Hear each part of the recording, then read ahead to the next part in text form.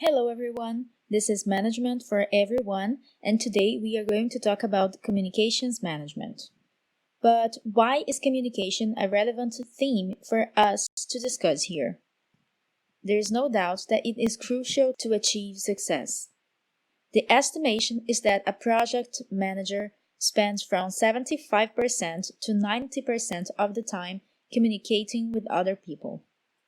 Communication is so important that it is even part of the qualities and skills of a leader. So, a project manager, as a leader, has to know how to communicate well.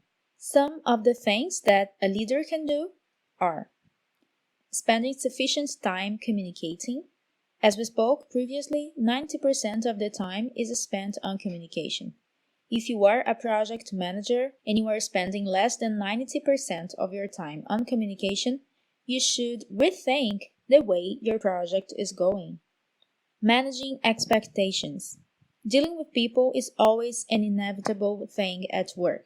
Then, as a leader, you have to be able to communicate to manage the team's expectations, either motivating or making yourself clear about your subordinate's career path. Accepting feedback graciously. Accepting feedback is very enriching. Then, you have to communicate graciously when you hear your boss or co-workers giving you some feedback. Whether positive or negative, you will grow if you wisely accept feedback. Giving feedback constructively. Similarly, giving feedback is important to make your team grow. Communicate with them whenever necessary to evolve their potential. Make them aware of their strengths, as well as motivate them to be better professionals. Asking and listening. Last but not least, the leader quality and skills related to communications is to ask and listen. Nobody is absolutely right or wrong. Let people in your team speak. Even better, ask them. This will prove that you are a leader that cares about other people's ideas. Besides asking, listening is just as vital. Listening is also part of communication. Now, what are the ways of communication? This is very simple, and you probably already know even if you have never studied project management. They are written communication, such as emails and letters, spoken communication, such as face-to-face or remote, as in Skype calls, formal and informal, depending on the situation, for example, formal papers and social media posts. Also, we can communicate through gestures, so our body language, facial expressions, and tone of voice say a lot about our message. Through media, such as videos, pictures, and actions. As you see, communication don't even need words, because in pictures and in actions, not necessarily people are speaking. Choice of words, meaning, emphasis, subtle and polite words. We all know that there are several ways to say the same thing with completely different words. We can also talk about internal and external communication. Within an organization, we have an internal communication system. Outside this environment, we communicate externally. As examples, internal communication are among bosses, subordinates, co-workers. External communication involves government, clients, suppliers, competitors, etc. Bienbock also mentions the 5 C's of communication, which are correct grammar and spelling, concise expression and elimination of excess words, clear purpose and expression directed to the needs of the reader, coherent logical flow of ideas, and controlling flow of words and ideas. Without the 5 C's, the communication becomes difficult or even impossible. So, you must be aware of this. The 5 C's of written communications are supported by communication skills such as listening actively, Awareness of cultural and personal differences. Many projects involve people from different parts of the globe, so communicating with them may require different approaches to avoid misunderstandings.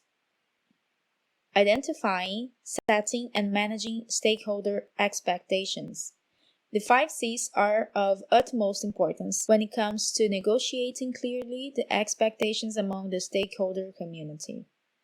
Enhancement of skills. Persuading, motivating, negotiating, and solving problems are impossible if they are not supported by the 5 Cs. You definitely are more likely to succeed if all the Cs are presented in your everyday communication at work. Now, let's talk about the communication processes according to PMI. The project communications management processes are 10.1 Plan Communications Management, which is the process of developing an appropriate approach and plan for project communication activities, available organization assets, and the needs of the project. Which is the process of developing an appropriate approach and plan for project communication activities.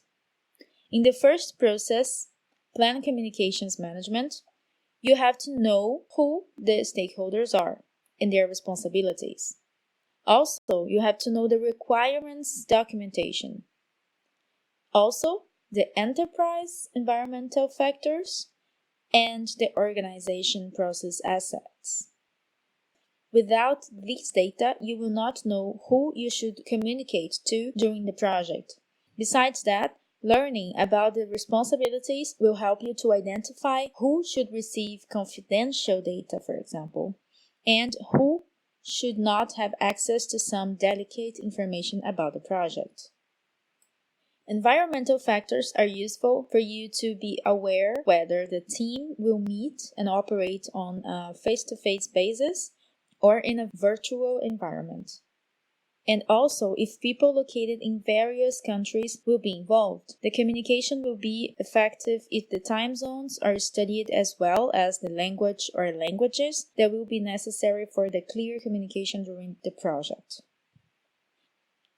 10.2 Manage communications, which is when you ensure timely and appropriate collection, creation, distribution, storage, retrieval, management, monitoring, and the ultimate disposition of project information. To manage communications, you will have to be aware of the project documents, the work performance reports, as well as the environmental factors of the company and the organizational process assets. With this data, you will be able to manage the communication of your project.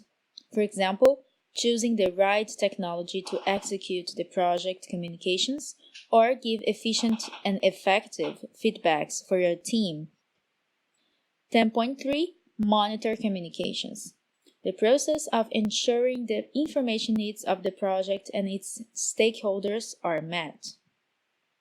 In the last process, you have to learn about the project management plan, project documents, work performance data, as well as the environmental factors of the company and the organizational process assets.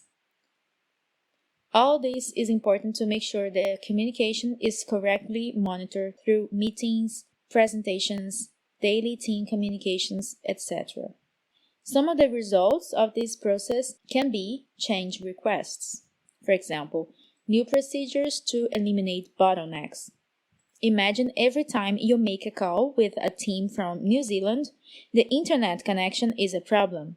Then you may ask the IT team to always check this problem 30 minutes before the meeting starts. I hope this was clear for you and that it is a very good start for you to become an excellent communicator in your projects. Thanks for watching.